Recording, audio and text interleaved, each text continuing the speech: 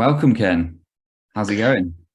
It's going very well. Thank you, Brinsley. Nice to see you. How are you on this slightly chilly autumnal day? I'm okay. I'm okay, thanks. I'm looking forward to this interview. Me too. Obviously, I kind of know you from the world of Animas. I've sat in on some Mhm. of your supervision sessions, which I've really, really enjoyed. And before we get into all of that and what you do for Animas, I think it'd be good to just jump into a little introduction. I know you as Sir Kenneth Kelling outside of our personal world, but Ken Kelling, I guess professionally known as. But what's your introduction in terms Uh, of who you are as a coach and what's the makeup of your did I business? did I hear a sir at the beginning there? Sir Kenneth Kelling. You did. How magnificent. I like that. Yeah, I like that. I think I shall demand from this point forward that everybody calls me that. Uh, Actually, do you know what? The only person that calls me Kenneth is my mother. And that's usually if she's annoyed or angry or referring to me as her son. So my son Kenneth is about the only time that the full name comes out. But I know yes, that one. I know that one from the Ken Kelling. parents. Ken Kelling is, or KK. Sometimes I'm better known as. It's been a benefit having an alliterative name. Actually, KK kind of it sort of sticks in the memory a bit. And actually, and I know we're jumping the gun here a little bit, but actually, a designer who was doing a logo for me, he incorporated two Ks into the logo without me asking. He just sort of did it and told me he'd done it, and I thought that's great. It's a reverse K, so it kind of looks like a little motif or a little design. And you'd Oh only yeah. kind of know it, if you knew who it was, because my company name is Sense of Purpose Coaching, and there's a little KK motif above it. There you go. Fun fact for the day. I love it. And I saw that logo on your website and I liked it, Yeah, but it didn't occur to me that it was a K both ways. yeah, I'm not yeah. so blessed with that, but it completely makes sense. I've got BK, which is very much Burger King, so it doesn't really work in that sense. But yeah, Yeah, thank you for the fun fact. So yeah. No who worries, are no you, worries. Ken? Yeah, but Who are you as a coach? What's the makeup of your business? okay, Us. all right. Well, who am I? I think who am I? I'd have to sort of start with a little bit of who I was, I guess, before who I am. If that makes sense. Mhm. Um, so who I was for about 25 years was a communications and PR professional. Um, I held a couple of high profile jobs that were quite pressurized. I worked with Boris Johnson, amongst other people, when he was mayor of London. Um, so I kind of, I led the corporate life, so to speak, and a fairly pressurized one in terms of, dealing with the media and doing interviews and all sorts of stuff, dealing with crises, that kind of thing. Um, so that was about 25 years of doing that, and it's relevant because the last sort of 9 to 5 job that I had was working on the Olympic Games in 2012, and I was in charge of the torch relay through London. Um, so I was given a blank sheet of paper and said, like, you've got 7 days to take it through London, and don't cheese anyone off. That was the brief. Get on with it. So I mean, it was a big job, and it was kind of, it was really under the spotlight for a long time, because the Olympics were, the news for many years. And but it was great. It was an amazing, once in a lifetime kind of corporate job. Um, and I did enjoy it a lot. Not least because, within that there was already a kind of we'll come on to talk a bit about sense of purpose, but within that event, we deliberately tried to make it a purposeful event by making sure that lots of people from local communities ran with the torch, and that they were at, local heroes were at the center of the whole event. So it had both a sort of a really great job opportunity, but it also had this element to it of being purposeful and engaging the public. But what happens when you finish on an Olympic Games is you're basically, you're the center of attention for a while, and then you're just like, bang, right, thanks very much, off you go. That's it, you're out. And so, quite a few of us were just sort of feeling a bit like we've fallen off a cliff, because there's not much time to plan your next move whilst you're in the busy throes of doing something as big as that. Unless, of course, you're at the higher echelons and you're Sebastian Coe and you can walk into your next job really very quickly. But for the rest of us, it was, all right, what the hell do we do now? What happens next? And I think because it had been such a kind of big deal and such a big thing, the sort of the thought was, right, let's just take some time to kind of reflect on that and process it for a while. And it was kind of in that sort of period, or that time after that I started thinking, well, that was amazing. How do I follow that? But also, I'm not sure I want to go into any other 9-to-5 job again. I kind of feel like I want to do something different or transition into something. So that was the start of a journey to kind of start doing a little bit of self-reflection and think, right, well, what is it I'm good at? And part of me had always been a little bit uncomfortable with being in PR, because it's quite an in-your-face sort of extrovert type of career, and actually I think I'm quite an introvert by DNA and by nature. I'd always been quite a quiet child, so this idea of selling stuff and being out there was never wasn't always something I was 100% comfortable with. But I knew I was a good listener. And like a lot of people who come to coaching, they know this instinctively, that they've got very good listening skills and they're interested in people. So that was a track that I allowed myself to follow, and ended up, to cut a long story short, going to an Animas open day back in Holborn, when we used to have them in Holborn. And I think I signed up. I think I went straight in. I thought, yeah, this is it. This is great. And, immediately could see, sort of serving people, listening skills, flexible working, all of that stuff resonated a lot. So that was back in 2014, 2015. And for a while, I combined, training for the coaching, starting to get a coaching practice going, and I combined that with some freelance work in PR. So I still had my foot in that camp. And then about 4 or 5 years ago, I started working for Animas as a mentor, first of all, and then a supervisor, and got the ICF accreditation. And then started really enjoying, the sort of helping to train coaches and supervise coaches part of it as well. So at some points I was balancing some PR work with some of the Animas work and some of the one-to-one or individual coaching practice. But I still felt, ideally what I'd like to do is leave the PR stuff behind completely and just focus on coaching. And that happened in the last 2 or 3 years.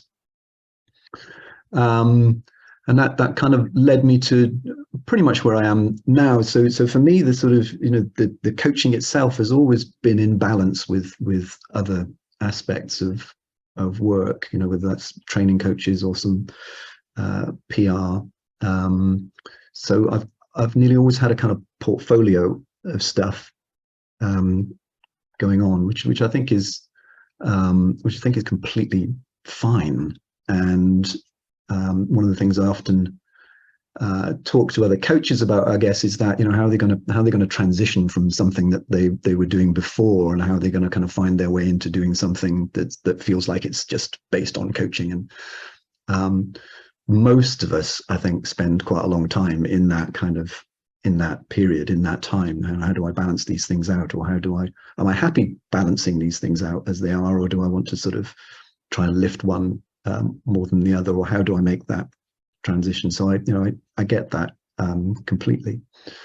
And where I am now, I think, bizarrely and strangely, since we started doing some more in-person stuff post-pandemic, I started doing some presentations at trade shows, at facilitating some workshops for people from the events and PR industry.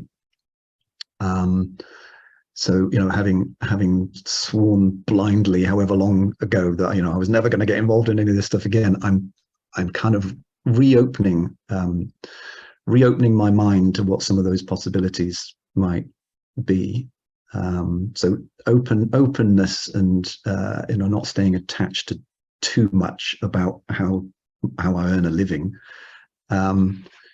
it's been useful to me, I think, in the last few years, to sort of, you know, maybe lose some of those stories about how I hated all of this and I hated that. And with the sort of passing of time, I've kind of allowed myself to actually be a bit more maybe open about what some of the possibilities might be to combine some of these things. It's a fairly long-winded answer, Brinsley, but that kind of brings you, I guess, sort of up to speed with where I'm at right now. It does, yeah. Thank you. Really interesting to hear that. I guess your journey from what, 2012 doing the Olympics to here we are now. So that's, I guess, 10 years that you spanned there. I know. Yeah, scary. Scary how fast that's gone. Yeah, something I was curious about, and I'm also curious about where you are now in terms of your practice, but we'll just go back slightly if that's okay. When you made the decision to train as a coach, you said, you know, you sort of came off this cliff of being in the Olympics and being so much in it that you're not really thinking about your next step. Was there ever a consideration for you? Was there anything on the table that coaching, therapy, counseling might be something that you would do, or it's through that exploration after that you found it?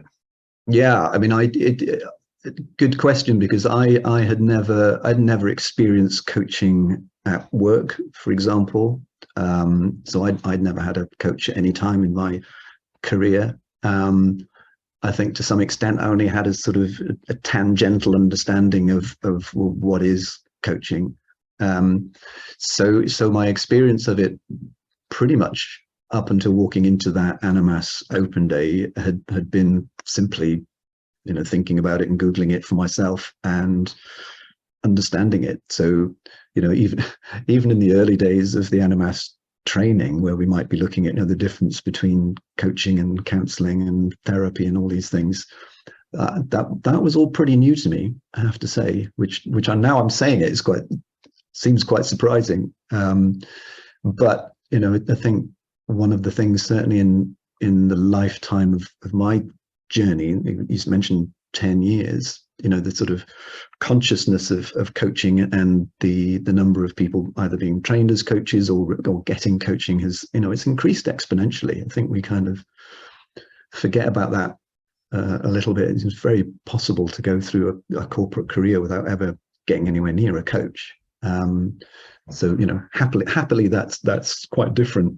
now, and there's a lot more openness to it.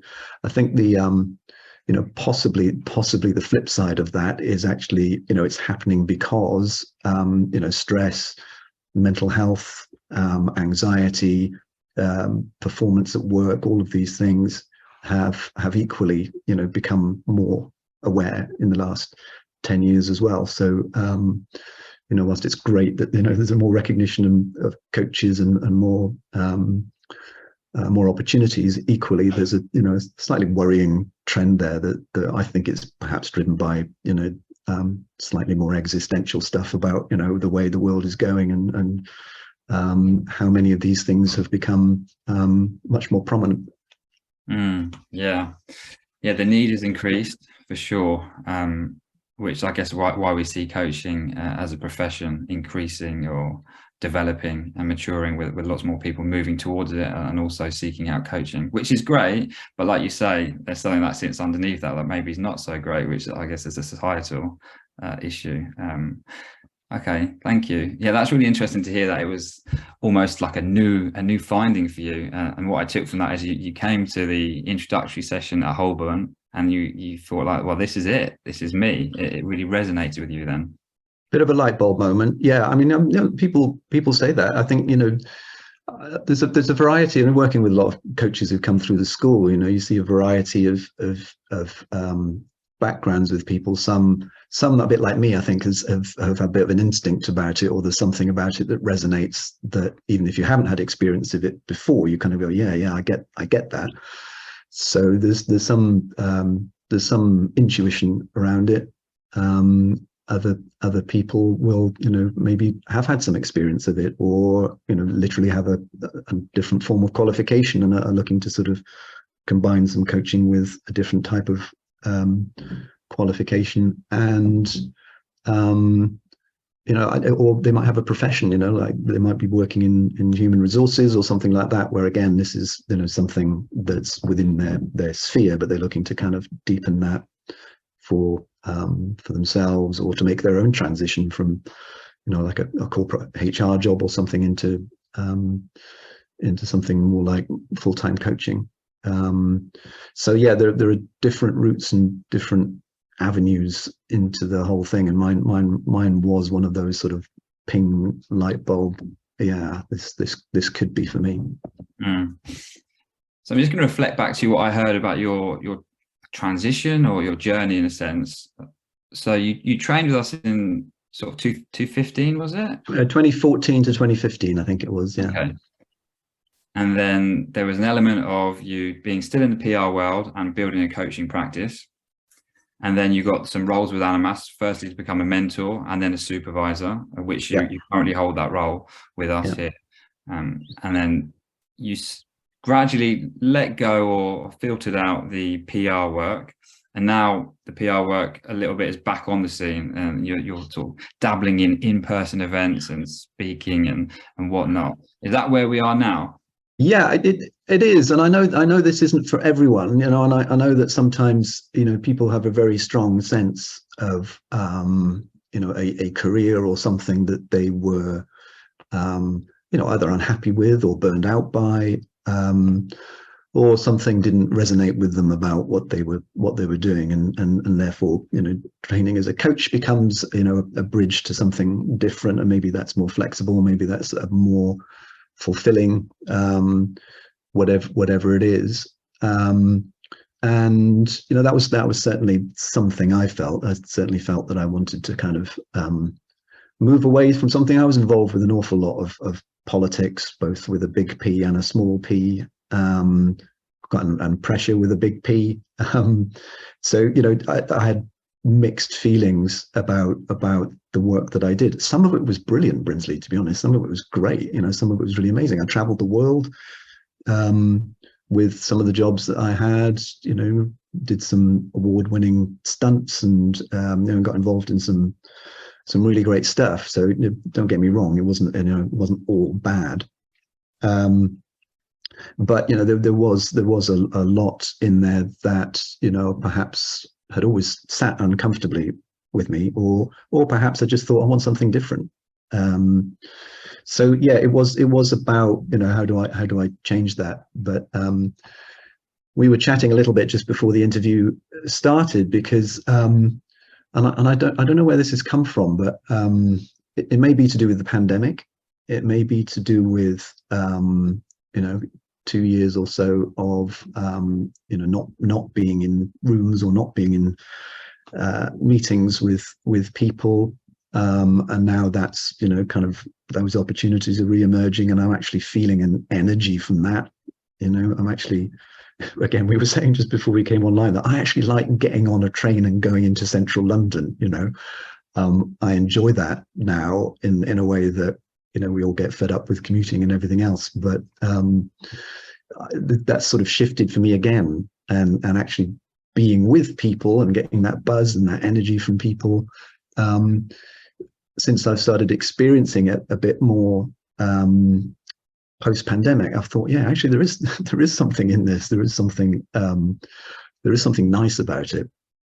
So I think I said the word open before. I think I've suddenly gone a little bit more open on well, what else might that mean? What else might I be changing my story about? Because I have stories like everybody does, and since meeting a few people and talking about a few things, even if they're in that seemingly old world, actually having a coaching mindset and actually having a kind of a slightly different angle. So in some senses, it's a different Ken that's back in this world, or looking to possibly do some work with some boundaries. I'm feeling a bit more open to it. And I guess it's a mixture of yes, I can sort of dictate.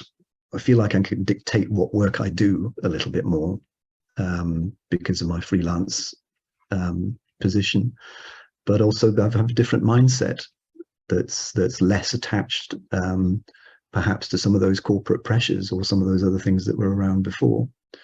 So it's interesting for me to see me kind of revisit this with perhaps a slightly different angle. But for me, Brinsley, and I'm curious to know what you think about this. I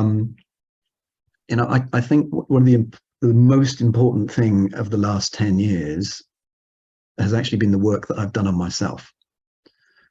And I hear that all the time from coaches going through the training, that actually sometimes that's a bit of a surprise. Sometimes it's a surprise that says, oh my God, I came to this to get a qualification, but I hadn't quite realized how much I would shift and how much I would change, or what it would do for me.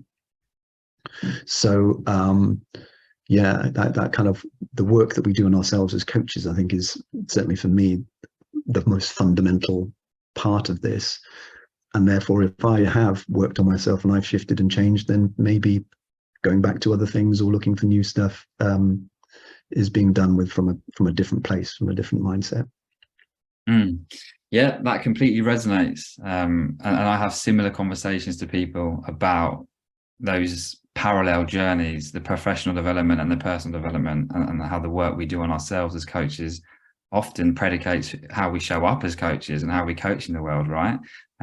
So what I took from that is you're back in that space in a smaller, more considered way, and in a kind of different way, as a slightly different person, and that's working for you. This portfolio career of being a coach, one-to-one, I assume, a supervisor with Animas, and doing your in-person PR events. So that's where we are. Well, that's where you are now. Just before we move into the kind of the openness, this theme that's sort of emerging as we talk, can we just have a look at who you are as a coach and what you do in your one-to-one practice? And my understanding, there's been a bit of an evolution for you as well. But I'll let you kind of talk about that. Yeah, so there has. So broadly, the one-to-one coaching has been for some time with a lot of people from the professions that I was in, so from events and PR industries. So if I was niching in any way, it was kind of niching at a sector, at a sector of people and their professional people working in that environment. So I guess broadly you would call that career coaching. So some of that would be around helping people to become more confident in their presentation or their communication. I ran a program for a while called From Invisible to Influencer. So it's all about kind of people looking to raise their profile, and that reflected my own journey. My own journey was someone who'd gone through 25 years of PR to become comfortable in front of live TV cameras and everything else, where I would have run a mile, in the decades before that. So there was some synergy, I think, between the communications work and the coaching, and to some extent I still work with people from those industries on similar themes. So a bit of career coaching, but as you and everybody else knows, there's always something else going on in the background, and that usually emerges as whatever block is going on. So this will be fairly familiar to everyone. So broadly career coaching with people from those industries. This sort of shift for me in the last year or so, and this I think I can trace this back to something Nick Bolton said in one of his many insightful pearls of wisdom. But the one that I remember picking up on was he was talking about sharing your journey. I think he was talking about, if he was starting now with social media as it is, that his approach might be to kind of use social media as a channel to share your kind of your own journey, to explore something, and to put your exploration out through social media channels. I hope I'm not misquoting him. I think he said that. And anyway, it was an idea that sort of resonated. So I started thinking about myself as a man in my 50s, and started kind of some conversations about, and this is a really important point, I think. I did my market research, Brinsley. I'm the sort of person that would kind of chuck stuff out or throw myself out there and just kind of, get on with it. And but this time I took some time to actually kind of talk to my potential audience. So I did some research with other my peers, effectively in my network, and I did a survey and all sorts of stuff to kind of like just ascertain, what's going on, what are the challenges for people as they saw them, without me kind of deciding for them what their problems were. And that was really a fascinating process, because then I had a good idea of what was going on for me, and I just wanted to see if that was going on for other people, and I knew what challenges I faced. Did other people share the same? Because before I kind of went out there, I wanted to make pretty sure that the messaging was right, that I was addressing something that was actually going to resonate with people. Yeah, and the more I dug into it, the more I was getting interested in it, and I think it was that combination of my own personal experience, kind of magnified up to others, and sharing that journey, as Nick said, sort of sharing some stuff out there on LinkedIn land or wherever, and to see what kind of what I got back. And after the market research and everything, I wrote a little ebook which serves as a bit of a lead generator that people can download and all the rest of it. Yeah,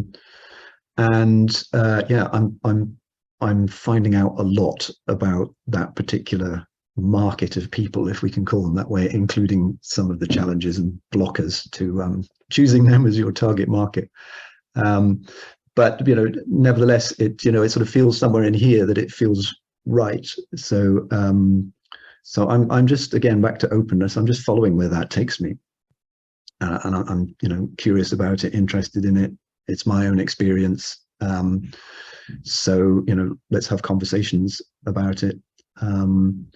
And I think back to that openness. We're allowed to evolve and change. We're allowed to sort of do one thing and then actually kind of go somewhere over here and then follow that.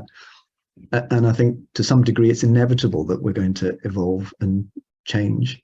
And it's something that I kind of talk with other coaches quite a lot, because I see a lot of coaches, particularly in their early days, they're really angsting over getting their website copy exactly right or whatever it is. And as a lot of people will say to you, the most important thing is just get started, just do something, because it will inevitably change. That's not, you're not writing something and chiseling it in granite here to be kind of forever held accountable for it. Things do evolve, and either they evolve because you evolve, or the situation externally evolves, and we have to be kind of prepared, I think, and open to shifting and changing. So this is what I'm currently following right now. Openness. So you're in a space of openness and following your intuition, I take from that, or what comes up and presents itself at the minute. Is there anything else you'd like to say about that, being open and where you're at right now? Yeah, I think maybe something that sort of ties back to this sort of frequent thing about having been in a career or been in a job, and wanting to change that, or wanting to make something different when you're embarking on your coaching business. I think the thing that I'm also open to a bit more is having, I guess you'd call it multiple identities.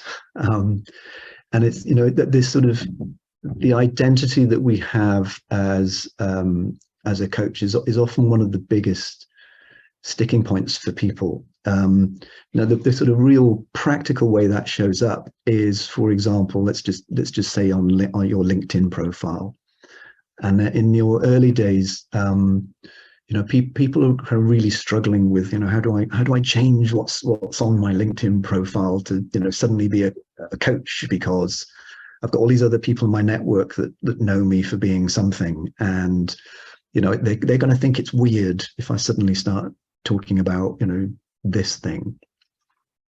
I went through that same process. How do I hold these what I perceived as separate identities? Because I was getting perhaps kind of too attached to sort of being one thing or another. But actually, if you kind of if you let that go a little bit, and appreciate that perhaps inevitably you've got different perceptions to different people, that's okay. And for those identities to perhaps sort of cross-fertilize or mix in a little bit, that's also fine too. So I'm open to that as well, I think, because inevitably I still got people who might see me as a PR person. But if they see me as a PR person and they want to do some comms training or some media training or whatever else, that's fine. It's not necessarily what I'm putting out there in the world. It's not necessarily my first thing. But if that's how they see me, that's how they see me. I can't, and there's not a lot I can do about that. And for me, I think openness part of that is, well, let's just flow with that. Let's just go with it, and let's have different hats. If different hats are part of this, that's completely fine. Mm-hmm. Yeah. So right now you've got these three hats. I think there's PR Ken, there's one-to-one coaching Ken, there's supervisor Ken. And if I look at your coaching, what I heard there was there's been this evolution of your niche, perhaps, or your focus from career coaching through to where you are now, and you're coaching men in their 50s, right? Have I got that? Yep. And I guess that's your lived experience as well. As you say, you're leaning back into your lived experience, and it's almost tracking what you're doing in the coaching world. How valuable to you is that as a person, and what you learn from your clients in doing that? Yeah, I think while you were talking then, Brinsley, I was thinking actually now I've realized there is a unifying theme. Has been a theme through all of this, irrespective of who my clients are. And it comes back to what I was saying about my, the first thing I named my company was sense of purpose. That was the first thing that I knew I wanted that to be front and center in terms of what I talk about. So, purpose and meaning have always been to the front of what I talk about and my coaching, whether that's, working with people from the events and PR world, whether that's men in their 50s or whoever. That's always been, I guess, my DNA, or cut the piece of rock open and that's what it says on the inside. It's an interest in what people find meaningful and purposeful. So that's always been at the heart of it, and that makes life very easy when that's the name of your company as well, because people they'll see it and they'll recognize it straight away, and hopefully have some resonance with that. So even if it's everybody will know this, even if someone turns up as wanting some form of communication skills or whatever it is, that idea of purpose and meaning is not going to be far below the surface. So it's always there. And the other thing that came up for me as well when you were talking about this sort of these three pillars, I was co-hosting an event last week, or as I was the presenter on stage and all the rest of it. But having some chats with someone afterwards, who by coincidence was a man in his 50s. So, you know, when we were talking, I was talking about that as the one-to-one coaching that we do. And when we got into conversation, he was, you know, even though he was at an event that was about the events industry, what we ended up talking about was the fact that he had, you know, dual caring responsibilities for a young daughter and an older mother, and, you know, whatever else was going on for him. So, you know, that sort of being willing to sort of talk about one thing at a seemingly different event and just recognize people's humanity, I suppose, whatever environment you're in, can make those different hats kind of can make them workable, I think. I'm not sure if I answered your question then, Brinsley, but certainly on the coaching style, yeah, purpose and meaning is very upfront in terms of how I describe that I would work with people. In fact, there is a slightly obscure qualification. This is a bit of a coaching nerdy fact. There's a qualification you can get called a Certificate in Facilitation of Life Purpose, and I think I was the second person in the whole of Europe to do that about 5 years ago. You know, such was the thing for me about, you know, coaching and purpose, that I tracked down this life purpose certification for coaches, and that's still a kind of process, or what I was taught was a process through that I still use very often. So where a lot of people might start with values or the wheel of life or other things, you know, I'm quite often just seeing if digging a bit into purpose is a useful place to start. I love that. And yeah, I'm glad you brought that up, because I read your website and I loved it. I got to say, I came away with this really positive, warm feeling, and I really like the posts that you also make on LinkedIn, particularly the 1 in 4 trillion chance that we have of being born. So, you know, you talk about what perception people have of you. I've got this perception of you, and this is around meaning and purpose and kind of a positive approach to supporting people in finding that meaning and purpose. That's my perception of you, and really interesting to hear about that extra qualification that you kind of have. So this is kind of the cornerstone, or perhaps the thread that runs through your coaching, whether it's in the career world or coaching men in their 50s, or perhaps supervision and what you do in the PR world. Yeah, I think that's fair. And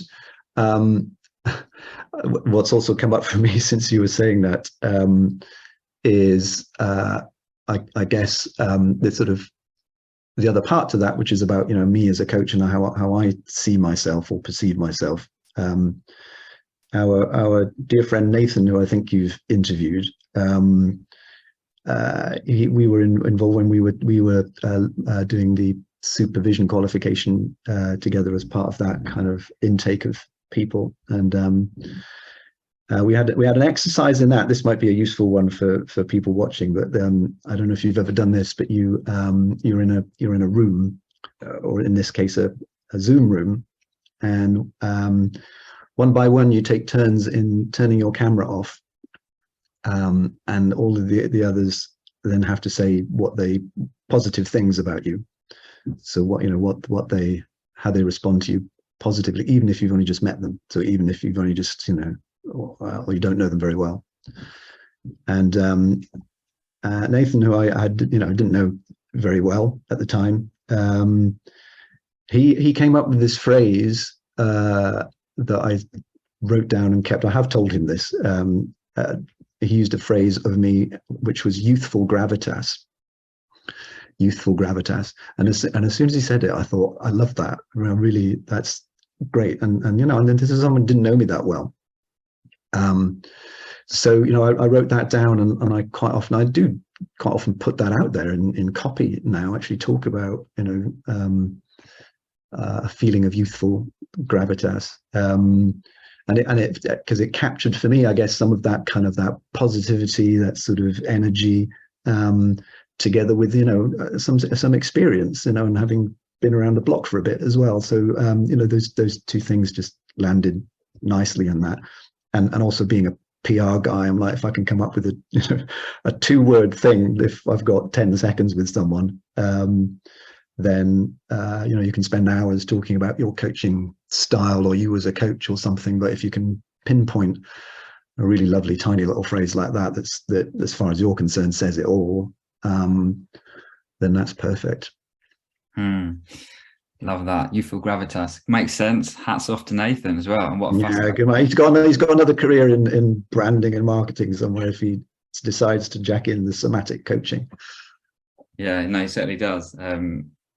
Okay, I feel like I've got a really good sense of kind of your coaching and perhaps the journey of moving through different approaches and niches.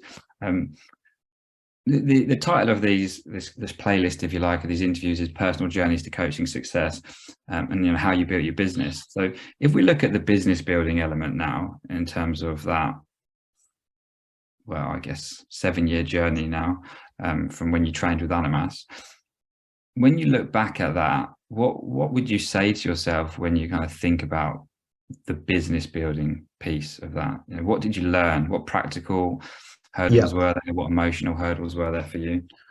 Yeah, so I have been on business coaching programs myself, because despite having a background in marketing and PR,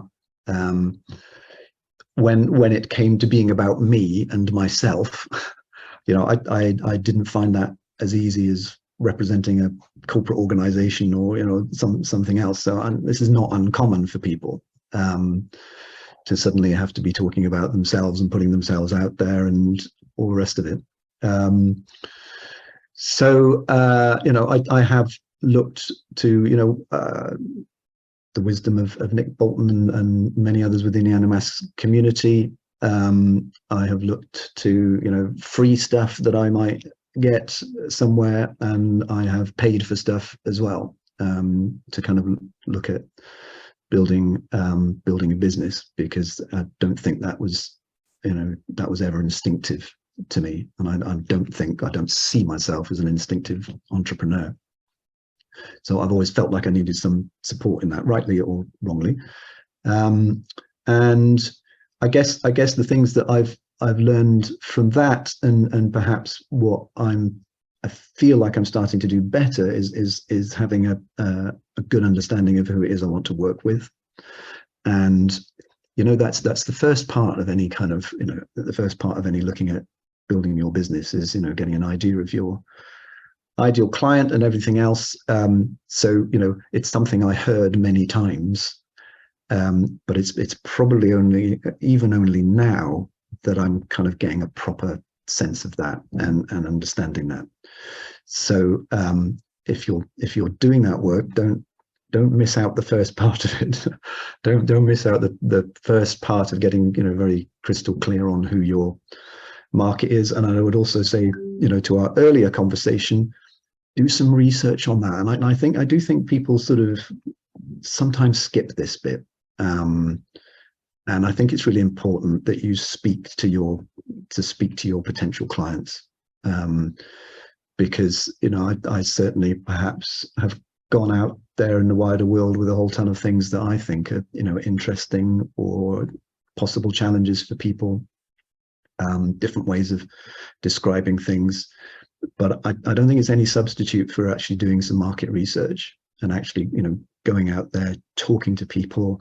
Even today, even though I've done some stuff on this, I've just emailed a couple of people in my target market with well, this is perhaps interesting. I'm asking them about what blockers there might be to 50+ men getting coaching. So what might be in the way of that? What might be the issues that stop them from thinking about or getting a coach? Now, I've got my own ideas of that, and I could quite easily kind of go out there and talk about them or seek to address them. But I think it's much better to go out and test that first and say, right, this is my understanding. What's yours as someone in the client group? Are these relevant? So I guess I'm doing a lot more to sort of make sure that I'm, really talking to my client group and getting some information back, because I can make all sorts of assumptions very easily, make all sorts of assumptions and do marketing and various other things, but finding that they're not really landing. So that market research and getting really deep on what your target market's challenges are is one big thing, and it's probably taken me 7 years to get there, Brinsley, and that's okay. But I think that's a really important lesson for me. I think the second thing is, at some point this does become about volume, and it does become about the number of people that you're speaking to. Well, for me anyway. This isn't for everybody, because there are people who will take a one-by-one conversation approach, and that's fine. But certainly for me, it's become how do I sort of take the same message or the same conversation and upscale it in terms of numbers. And sometimes that might be me sitting and connecting with a lot of people on LinkedIn and communicating and direct messaging with people, or one-to-one conversations over coffee, or however that happens. But the big message that has resonated with me is that nothing happens without a conversation. So whatever your approach is, whether that's Instagram or whatever that is, nothing happens without a conversation. And it has to, in order for my business to grow, I have to have lots and lots of conversations. And I feel personally that there's no getting away from that at some point it has to be kind of just raising the number of people that you're speaking to. So yeah, I mean, I think those are the 2 or 3 things that I think I've learned in 7 years. But also back to this sort of original thing about evolving and changing, because there will be some things I think that are principles, i.e. getting conversations, upscaling the number of conversations you're having, which is a sort of principle and a system and everything behind that. And then there's you as a coach and who you're working with. So who you are as a coach and who you're working with may change and evolve, but I think some of those marketing principles remain the same, whatever channel you're using and however you're doing it, whether that's simply one-to-one conversations or whether that's something through social media or whatever. At the end of the day, you have to be having a conversation at some point. I was nodding along the whole time you were speaking and smiling, because it all resonated all the way back to the point where you were talking about how sometimes the challenge for coaches can be when we put ourselves out there. We're used to perhaps being behind a business, and I guess that links back to what you were talking about, this personal development journey, doing the self work to kind of get over some of those hurdles, perhaps about putting yourself out there, experimenting and being okay with change and openness. But yeah, great to hear you kind of talk about conversations being at the core of what you do and building the business perhaps and your client base. So I heard you're making posts in LinkedIn, you're out in the world having conversations, sometimes real world conversations now. How else are people coming to you? Is it through your posts on social media? Are they finding you for referrals? And has there been an evolution of that from the beginning to where you are now? Yeah, so obviously there's tons out there in terms of what becoming an expert in a certain channel or a certain way of marketing yourself and everything else. So there are lots of different ways of doing that. For me personally, I think the decisions I've made is to stick to one thing and try and do it well.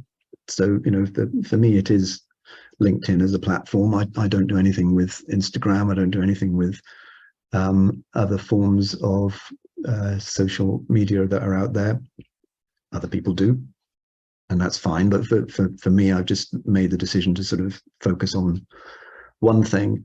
And I think because for me, LinkedIn, I still have these different hats on. So, my professional network, I think, is still an important one. And, professionally, that's where, most of that network lies. I am starting to do a little bit more around building email lists and various other forms of marketing. I can't say they've been hugely successful so far, but again, this might be another way that somebody works. But with LinkedIn, I think I've put the effort in, and we were talking about this briefly, but a few years ago, when I suddenly was representing myself as opposed to some kind of a company or an organization, and it was suddenly me putting myself out there. Even though I've done in my lifetime, I've done about 200 media interviews and all sorts of stuff. I still found this really challenging, because suddenly it was about me. But what I thought I'd do is just really work at this and work at it and just keep doing it to get that consistency. And what I found, Brinsley, is the things that I worried about, which is about being judged or it being weird, or all the other sort of self-talk. That wasn't the problem. The problem was getting people's attention. That's the actual challenge here. So I found I had to double down. I had to double down on that, not do less. I had to do even more to sort of feel like I was getting traction, and I was becoming used to it, and that I was developing a voice that talked, mixed that sort of personal with the universal. So, and it's curious, I did some of the most liked posts I've ever had have been about, a picture of my washing hanging up in my attic, or something. So even though it's a professional network, allegedly, we're all human beings, and we all respond to stuff that we're curious about, or whatever. The sort of, yes, I have had referrals through LinkedIn, and I do get feedback on that. I meet people sometimes who've never liked any post of mine or whatever, and they'll mention it. They will say, "Oh yeah, I like your stuff," or "I've seen your stuff," or "Yeah, you're doing this now, aren't you?" And I think, well, didn't even know you were anywhere near me. So you don't always know what's going on out there. But I tend to put my faith in, if I keep showing up and I am consistent about it, then even if it doesn't feel like a direct kind of, "Ooh, let me book in a coaching session with you because you posted on LinkedIn," it's not enough. But nevertheless, there's a visibility. I think that's the word I'm looking for. There's a visibility out there, because I'm a great believer that if you're not visible, it doesn't matter how much you're doing elsewhere.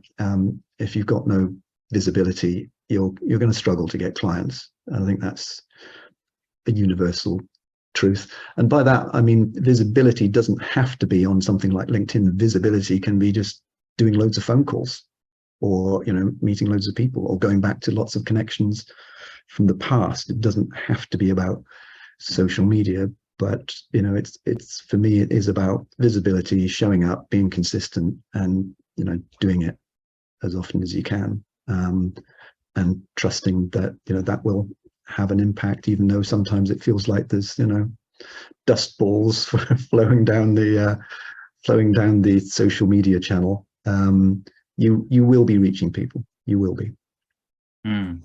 Yeah, and also what I heard is doing one thing and doing it well, and it seems to be LinkedIn is your thing. Was it always your thing from the start? Did you experiment with anything else? Or yeah, I had that transition thing that we were talking about before. I had that transition thing of going from a PR person into a coach person, and how does that work, and how do I find that voice that speaks to you know, a load of people who were in my network who I'd met through PR or whatever, that, you know, was suddenly going to see me talking about coaching, or suddenly see me talking about something else. And how, you know, how did I manage that is probably not the right word, but, you know, how did I feel comfortable for myself in pitching that in the right way? And so there was definitely a bit of that identity stuff in there as well. And yeah, you know what, Brinsley, I've been doing it for a long while. You don't care.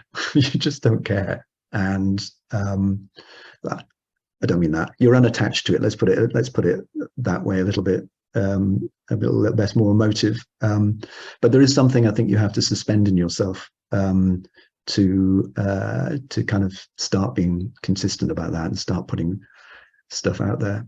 I'm right, as we're speaking today, I'm writing something about this goes back to the men in their 50s thing. I'm writing something about being bombarded by retirement income people. And as soon as you turn 50, Brinsley, you're a long way off this, I know. As soon as you turn 50, your social media feeds suddenly start getting like, you know, have you thought about your pension? Have you got enough for the future? And you, I mean, literally get bombarded by this stuff. And my kind of reaction to it is to sort of start thinking about, you know, the choices that we have in what's enough. You know, who's making the decision about what's enough for me? Am I going to be like dictated to by the, you know, by the commercial world and all these other things that say this is what retirement looks like, or am I going to make a decision that says I'm going to decide what's enough for me, and I'm going to be happy with that. So what am I saying here? I guess I'm saying that it's all about finding a voice and then pushing that out there in an unattached way, but as authentically as possible to your own experience.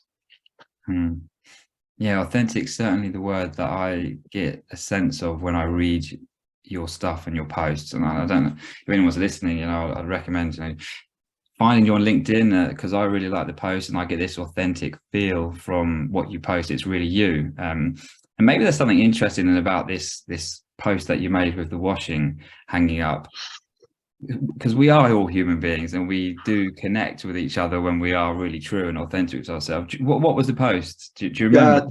Yeah, I probably should have given you a bit more context. Yeah, the post was actually, the topic was exactly what we were talking about. You know, how do we show up, and how do we show up on LinkedIn? Because, you know, there's an awful lot of humble bragging and an awful lot of pomposity on LinkedIn as a platform. And what I was talking about was, you know, you're viewing me through this computer screen, and I've got a nice thing behind me, and you know, it's all framed and everything else.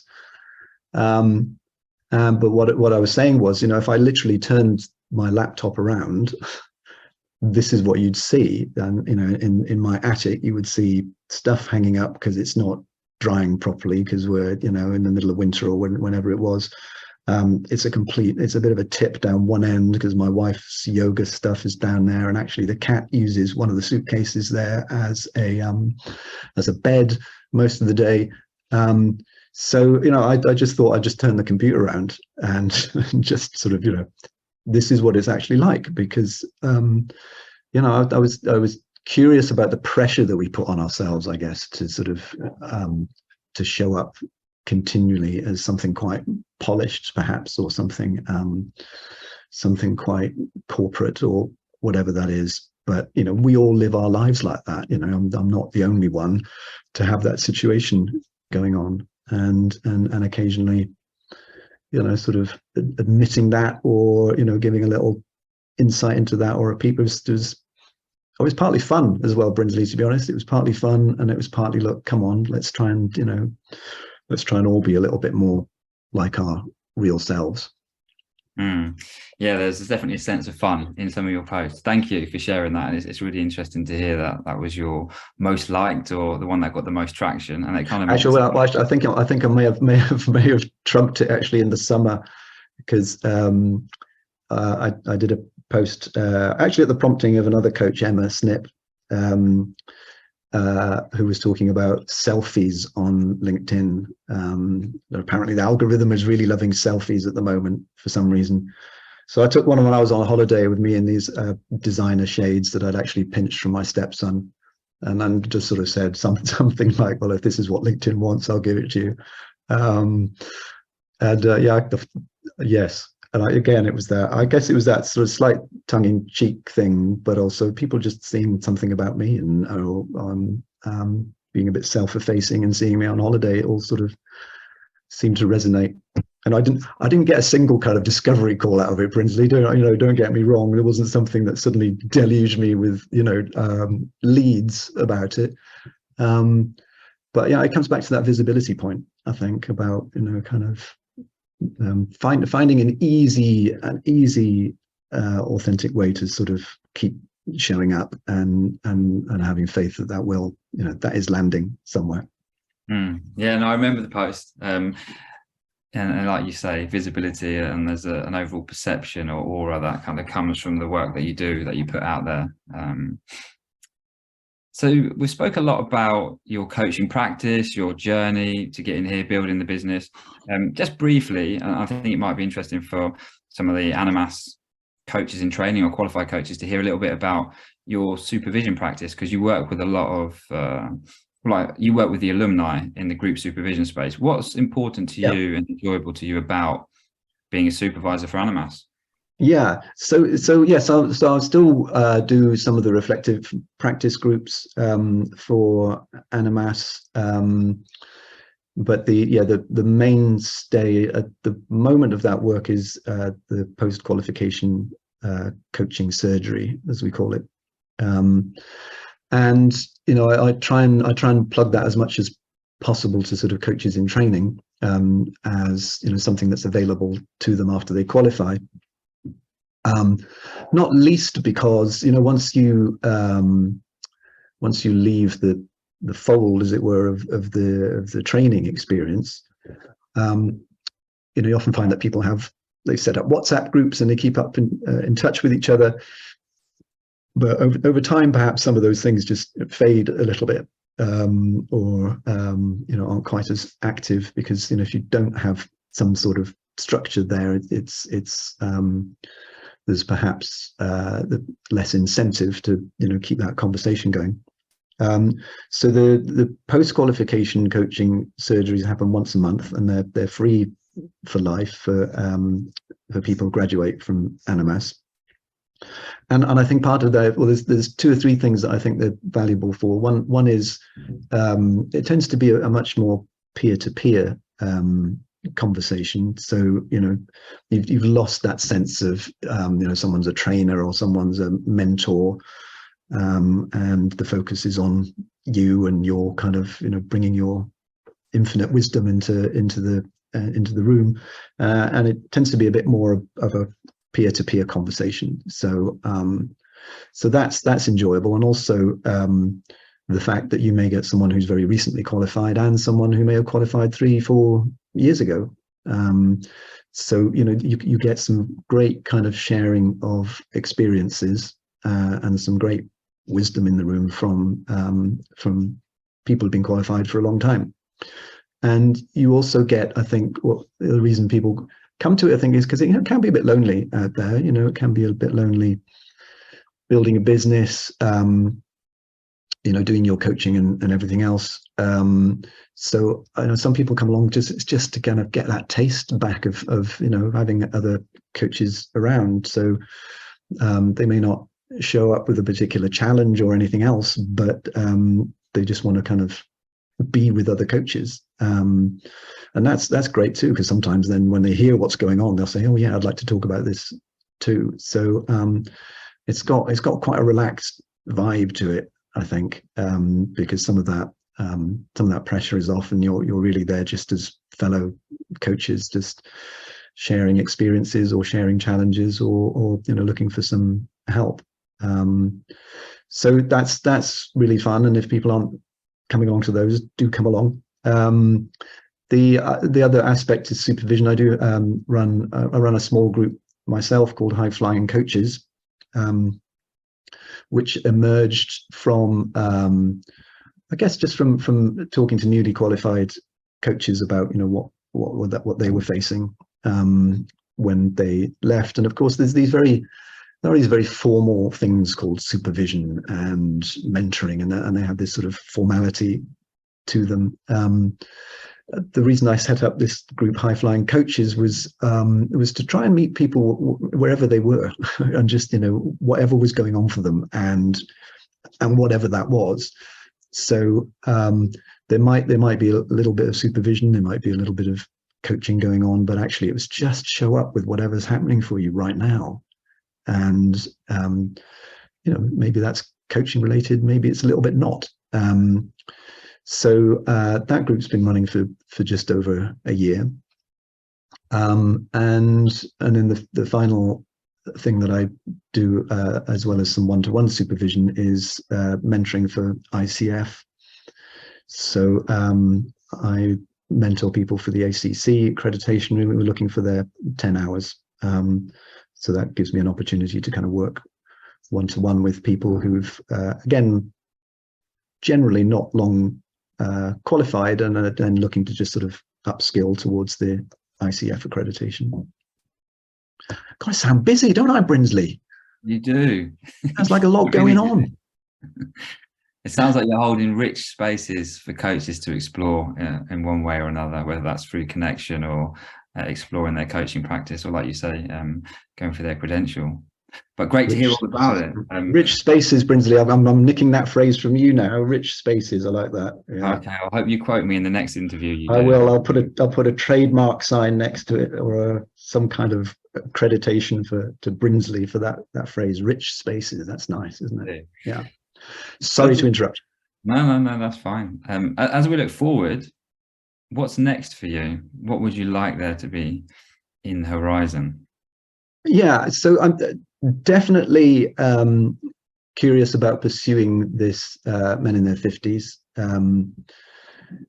I think I mentioned earlier, I am seeing some blockers there, some resistance to coaching, which just makes me more intrigued and interested in it, to be honest. So I may have my work cut out for me, I'll see, but that may also be a story I'm telling myself. So who knows what the outcome of that is. So that's definitely a rich territory to keep exploring, and I would like to grow that one-to-one element to that, I think, quite a lot. So that's, but this has literally got off the ground as we speak, Brinsley. So this has only been since September time, so it's only about 6 weeks old. So there's still some work to be done there, but I think that's interesting. I would definitely like to do that. I think the other thing to that is just staying open. I've actually got a phone call later today. I'm sure this is very live as we speak and current, but I've got a phone call later today with the PR agency that I'm still doing a little bit of work for. And one of the things that's sort of formulated for me is that I'd quite like to kind of talk to them about setting up a kind of well-being arm for the agency, which looks at corporate well-being or other things as a service that the agency provides. And again, that wasn't something I'd thought of 2-3 years ago, but is part of this sort of openness to what else might be around. And if that was to take off, that would be really interesting as well. So we talked about openness. I just think that, so I'd like to continue that thought process, I think, and perhaps kind of move myself a little bit away from something that I've nearly perhaps beaten myself over the head with, which I think a lot of coaches do experience, which is I've got to build this coaching business and it's all about one-to-one clients and it's all about that. I think quite often in reality people do have a multiplicity of things going on, and perhaps they would like to do more with that business, but I think I'm allowing myself to not be constrained too much by that thought, and to allow myself to stay open to other opportunities and other things that may come along in the meantime. Because I don't know if you've experienced this, but certainly I've found that if I'm very focused and concentrated on something, that quite often something comes from left field, or something that you weren't expecting or didn't know about comes from somewhere else, and what you thought you were sort of building and working on, takes a different turn, because something else that you didn't even know about was formulating or boiling somewhere and suddenly comes into your vision. So I think staying open to what those possibilities might be. Oh, I'm getting excited now, Brinsley. Staying open to what those possibilities might be, I think, is really important, because you never know if there's a bigger picture. You never know if there's something even bigger than what you've been working on. And actually, as the years go by, that experience is building all the time, even if you're not conscious of it. And all of that value and that wisdom and that experience may be building towards something that's possibly even bigger than you imagined in the first place. Well, it sounds like it's certainly serving you, being open to what might be. And thank you for being so open in this conversation and everything that you shared. I've really enjoyed it. I've got one more question, if I may. Meaning and purpose is a thread of your coaching practice. What meaning and purpose do you give the work that you do, and the practice that you've built? Oh, what a very coaching-y question. I think for me, and there's a lot about this, isn't there? Through people know Steve Chandler and Rich Litvin, and the whole prosperous coach idea about service and serving people. And I think purpose for me does lie at the heart of that. And I think the more I've leaned into that idea of continuing to serve people as best as I can, the more purposeful that's felt, and perhaps the more impact I'm having. And I think we all have that kind of struggle's probably too strong a word for it, but we all have that dichotomy between earning a living and serving people, and